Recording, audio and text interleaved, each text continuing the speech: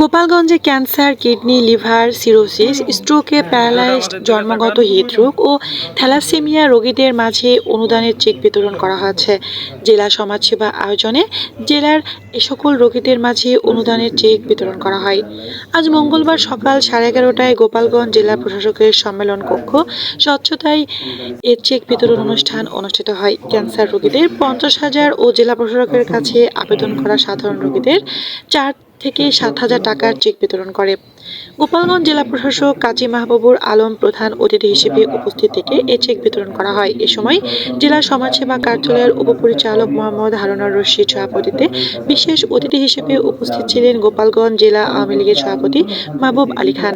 গোপালগঞ্জ সদরের 52 জন, টুঙ্গিপাড়া উপজেলার 11 জন, কোটালীপাড়া উপজেলার 20 জন, কাশিয়ানী উপজেলার 47 জন ও মুকসুদপুর উপজেলার 34 জন ক্যান্সার, কিডনি, লিভার সিরোসিস, স্ট্রোকে প্যারালাইজড, জন্মগত হৃদরোগ ও থ্যালাসেমিয়া রোগীদের মাঝে এ সকল চেক বিতরণ করা হয়।